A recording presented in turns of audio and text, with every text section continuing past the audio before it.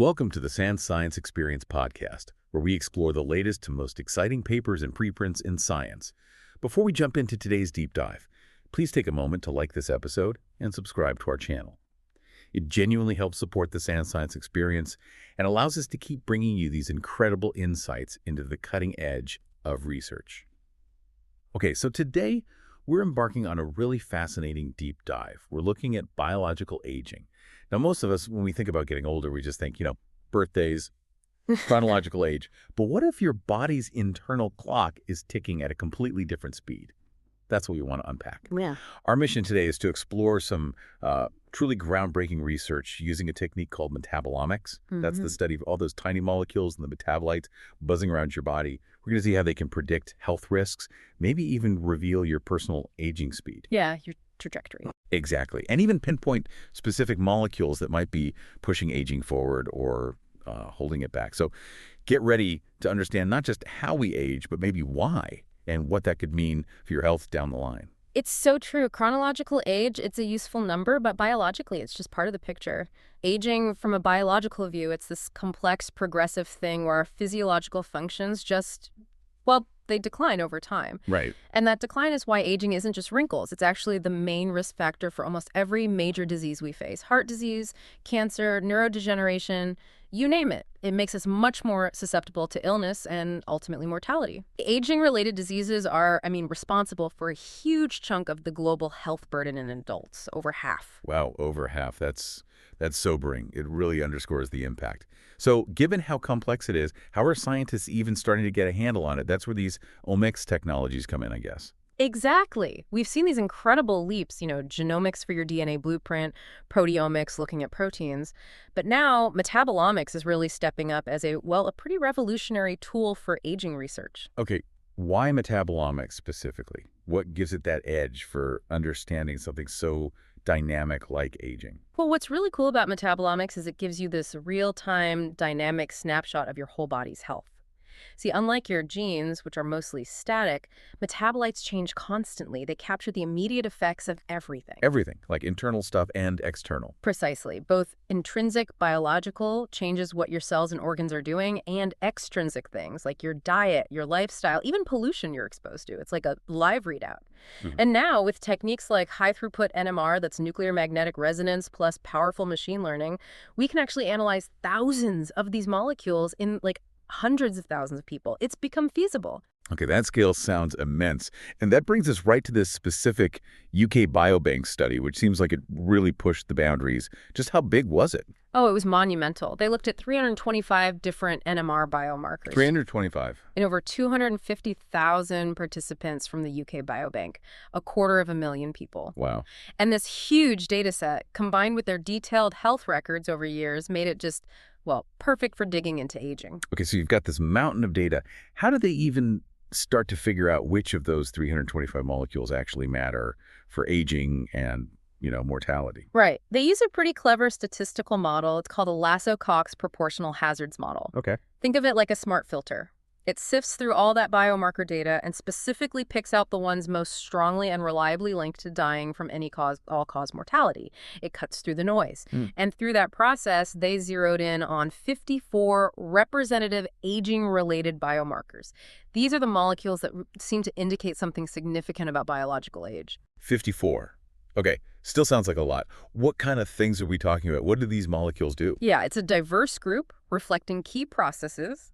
You've got things like amino acids, 8 different types identified, the building blocks of proteins, right?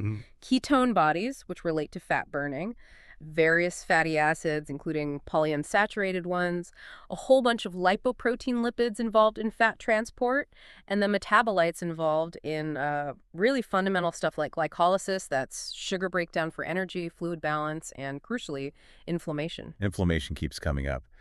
Among those 54, did any really stand out, like one that was particularly risky or protective? Absolutely. One really jumped out, glycoprotein acetyls, or GlycA. It's a known inflammation marker. Right.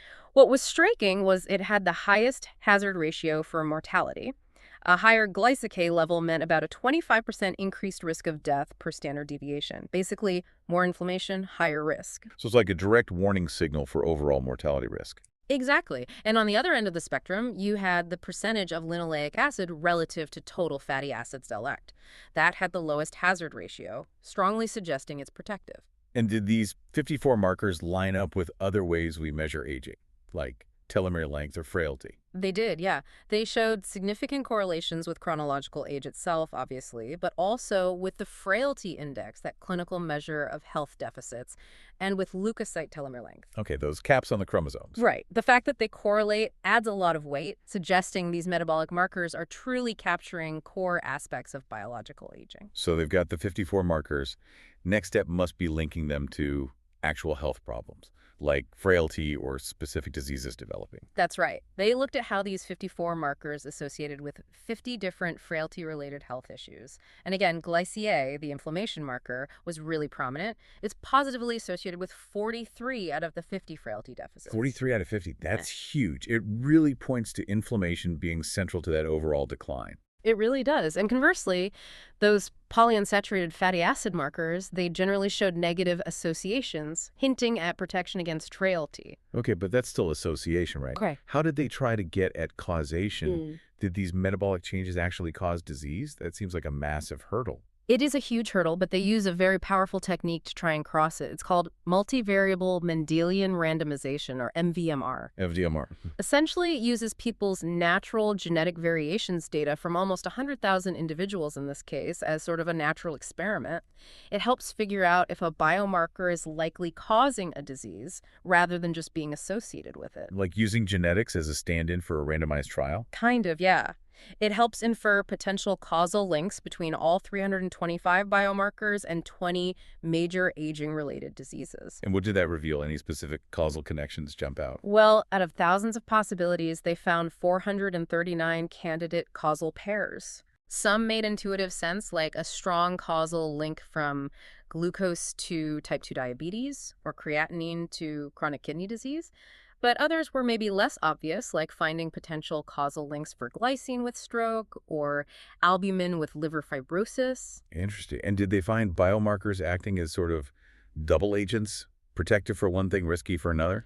Yes, exactly. That really highlights the complexity. Some were broadly protective, like a marker called LHDLCE, which seemed protective for kidney disease, asthma, GERD, hypertension, quite a few things. Glycine also showed protective effects for several cardiovascular issues and type 2 diabetes. But then you had others with dual roles. LHDL-CEPT, for example, looked like a risk factor for atrial fibrillation, hypertension, kidney disease, and type 2 diabetes. But surprisingly, a protective factor for Parkinson's disease? Huh. So it's definitely not simple. One molecule can play very different roles depending on the context. Precisely. And genetics helps solidify some of this. They found shared genetic variants underlying some of these links. For instance, one variant in the ABO gene that determines blood type was linked to 34 different biomarker disease pairs, mostly cardiovascular. So one gene tweak can ripple out to affect lots of metabolic factors and disease risks. Exactly. It's all interconnected. Okay, so building on all this, they actually created a score, a metabolomic aging score, or MAS. What is that, and what does it tell us? Right, this is where it gets really practical, potentially. The MAS combines those 54 key aging biomarkers, weighting them based on how strongly they predicted mortality. Think of it like a single number summarizing your biological age from a metabolic perspective, how fast your body seems to be aging internally. And how good is it? Does it actually predict things better than just knowing someone's birthday? Well, for short-term mortality risk, like within 1 to 5 years, it was actually better than chronological age and better than the frailty index or other metabolic scores they compared it to. Better than chronological age. That's significant. It was, especially in the 51 to 60 age group. For predicting 1-year mortality risk in that group, the MAS had an accuracy, or AUC, of about 87%. Chronological age alone was only 56%. That is a massive difference in predictive power. It really is. And beyond just mortality, could it predict when someone might get a disease? Yes, it showed strong potential there, too. It could help distinguish people likely to get early onset conditions like type 2 diabetes or hypertension compared to later onset or no disease. And that was even after accounting for age and other factors. Plus, adding the MAS to standard risk factors significantly improved the prediction for 17 out of 19 common aging-related diseases. So what does this mean clinically? could doctors start using this? The idea isn't to replace chronological age, but to complement it. It offers a potentially powerful tool for personalized health monitoring, maybe flagging high-risk individuals earlier. If you can detect these subtle metabolic shifts before a disease fully develops, you might be able to intervene much sooner, give people a head start. Okay, so that's the score snapshot. But you mentioned they also looked at the speed of aging. How do they measure that? Right. This was another really innovative step. They used follow-up data. Over 13,000 of the participants had their metabolites measured again, about 4.4 years later on average. This allowed them to calculate a metabolomic aging rate for each person. Ah, so if the score is your position on the aging road, the rate is your speed. That's a perfect analogy, yeah. And combining a score and rate gives you a much richer picture of where you are and where you're likely heading. And unsurprisingly, people with a faster metabolic aging rate had a significantly higher risk of death. The top quarter, those aging fastest metabolically, had about 2.3 times the mortality risk. So knowing your metabolic speed could be really critical. It adds a whole new dimension, yeah. Which leads perfectly into identifying those specific molecules driving the speed, the pro-aging and anti-aging factors. Did they pin some down? They did. By seeing which biomarker levels change most dramatically in relation to that aging rate, they could identify candidates. This is where we start seeing potential targets for intervention. Okay, give us some examples. What were the pro-aging ones, the ones going up faster and faster agers? They found 15 pro-aging biomarkers. GlycA, inflammation was there again, tyrosine and creatinine too. Also, markers related to glycolysis, glucose, lactate, citrate, suggesting problems with sugar metabolism accelerate aging. Right. And interestingly, ketone bodies like acetone and 3-hydroxybutyrate may be linked to oxidative stress or metabolic imbalance in this context.